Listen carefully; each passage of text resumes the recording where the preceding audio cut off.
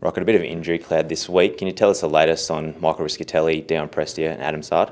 Yes, unfortunately Adam Sard won't play. His hip still a bit irritable. He gave it a wrench last week and just not quite at 100%. Hopefully be able to play next week.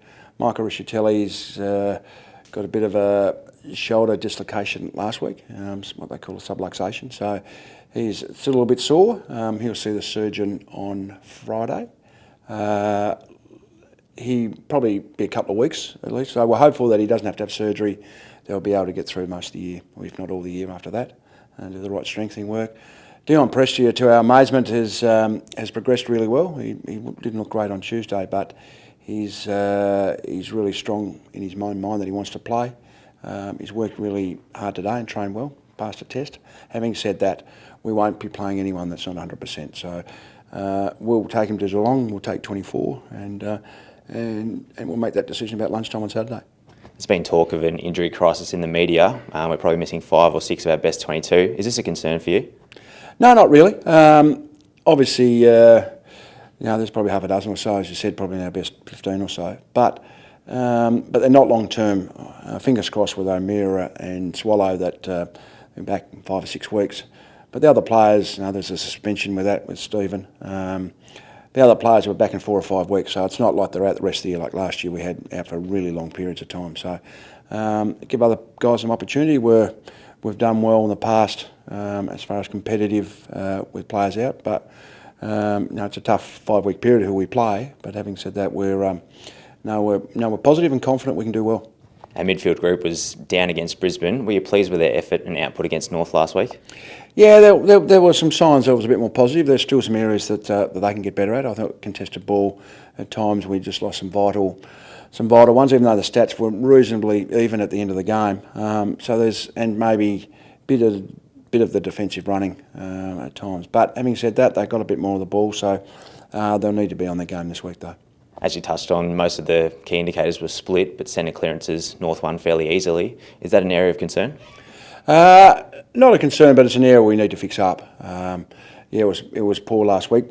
Having said that, we only had 10. We scored 1 goal, 5. They scored 5 goals, 1. So, again, last week our skills were mainly in our efficiency when we've had the ball. So if we'd been able to take advantage of our centre square, we might have been a bit closer. Another big challenge for the midfield group this week against Geelong, led by Joel Selwood and Patrick Dangerfield. How do we combat those guys?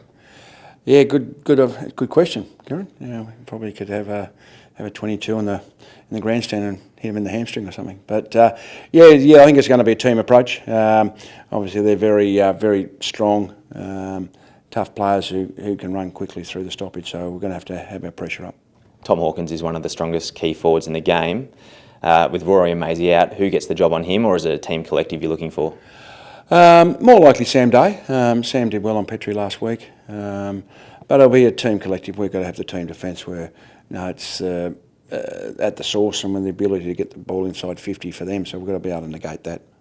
The Cats run with 2 ruckmen in Zach Smith and Reece Stanley. Does that change your approach at all in the centre square? No, it won't. We thought Peter Wright gave good backup last week to Dan Curry, so if Pete can keep that up, we're more than happy with that. Speaking of Pete, obviously showed a lot of promise last week. Yeah, he did. It was really pleasing, and I think out of every negative, I always say there's always a positive. So the fact we've had to play Sam Day down back, and I thought Sam performed really well. If we didn't do that, Pete probably wouldn't have played. So Pete showed that he can cut at this level already as a youngster. So that makes it a real positive going forward when Stephen does come back. That we may be able to play 3 tall forwards. Is that a tantalising prospect, being able to go with that 3-pronged tall forward attack? Oh, no doubt. Obviously the worry would be forward pressure, but Sam's really good at that. Peter's getting better at that. And they both, Pete's got a really big tank and get up and down the field, but Sam's got good speed. So I think it's a good balance, and as you said, tantalising.